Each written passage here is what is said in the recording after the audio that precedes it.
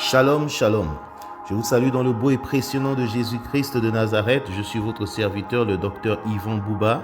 Êtes-vous prêts pour le café matinal? Prions.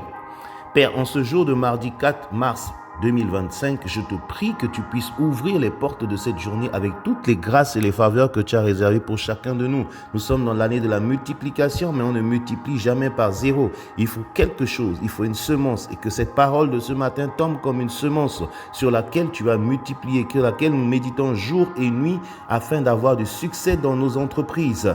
Père, c'est pourquoi j'ordonne à nos oreilles d'écouter et de comprendre cette parole. J'ordonne à nos cœurs de croire et d'obéir à cette parole. J'ordonne à tout notre être entier de vivre et d'expérimenter cette parole au nom de Jésus. Amen.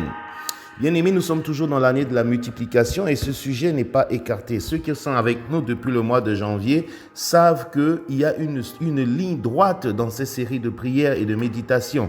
Nous avons commencé par donner notre vie à Dieu, sacrifier notre vie, mourir en Christ. Nous avons appris à semer pour que Dieu multiplie et nous avons appris à prier pour que ce que nous avons semé en terre puisse pousser, que Dieu l'arrose, etc. Nous avons appris à développer la foi. Tout ça, c'est encore très bien et c'est très spirituel. Maintenant, il faut poser des actes. C'est pourquoi nous entrons dans la pensée stratégique. Hier, nous avons commencé avec la vision qui est le premier pas de la pensée stratégique. Il faut bien qu'on pose un pas pour que Dieu puisse multiplier. Aujourd'hui, nous travaillons sur les caractéristiques. Je vais vous donner 4 caractéristiques si Dieu nous le permet. Et peut-être les 4 autres viendront demain.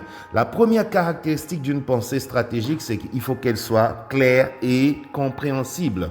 Selon que le dit aussi Habakkuk, chapitre 2, verset 2, il dit « Mets la vision par écrit, grave-la sur des tablettes afin qu'on la lise. » Que tout le monde puisse la consulter. Jusqu'à présent, tu n'as pas encore écrit. Jusqu'à présent, ça fait 3 fois que je te demande d'écrire, tu n'as pas encore écrit. Si une vision n'est pas gravée, n'est pas écrite, elle n'est encore rien. Tu vas l'oublier dans 1 an, tu vas l'oublier dans 3 ans. Oui, vous dites que Dieu nous a promis une année de multiplication, mais finalement, il ne nous a pas multiplié. Mais qu'est-ce que tu as fait pour qu'il te multiplie? On te demande juste d'écrire ta vision, tu ne peux pas l'écrire. C'est de la paresse. Le paresseux va finir pauvre. Lève-toi et écris ta vision, s'il te plaît.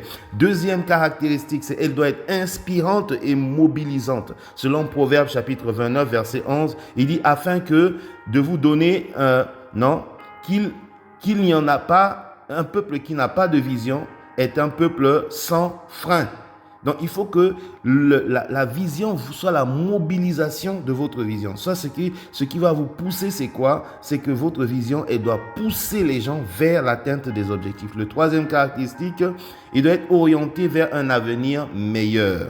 Jérémie 29, verset 11, vous le connaissez, car je connais les projets que j'ai formés pour vous. Il dit, afin de vous donner un avenir et de l'espérance. L'espérance est dans la foi et la foi est basée sur l'espérance. Or, la foi est une ferme assurance des choses qu'on espère. S'il n'y a pas d'espérance, il n'y a pas de foi. Vous croyez en quoi? Il faut que l'espérance soit, et elle est basée, elle est inscrite dans votre vision. Quatrièmement, pour finir, elle doit être ambitieuse, mais aussi réaliste. Comme nous l'avons déjà lu dans Luc chapitre 14, verset 28 des jours précédents, Jésus dit, celui qui veut bâtir une tour s'assoit et fait comment? Il doit calculer la dépense pour s'assurer que ce qu'il veut faire, il va le finir.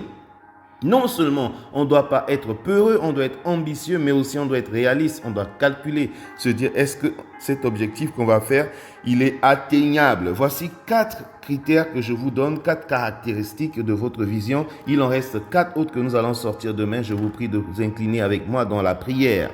Père, nous prions que tu puisses vraiment nous aider à clarifier notre vision. C'est difficile.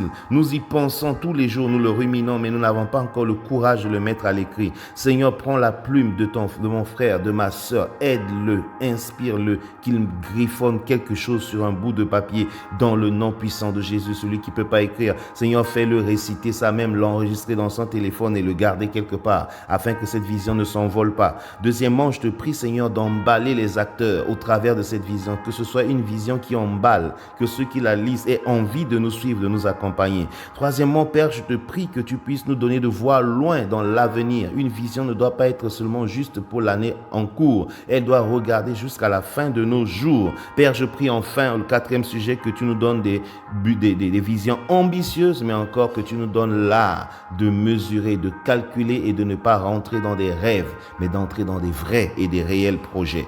C'est au nom de Jésus-Christ que je t'ai ainsi prié, Père. Amen. Bien-aimés, si Dieu le veut, demain nous allons développer les 4 autres caractéristiques de la vision. Que votre mardi soit béni, que votre journée soit jonchée de succès, mais surtout qu'elle ne finisse pas sans que vous ayez écrit votre vision, celle de votre projet, de votre ministère ou de toute autre chose que vous avez sur le cœur. C'est au nom de Jésus que je vous ai ainsi béni. Amen.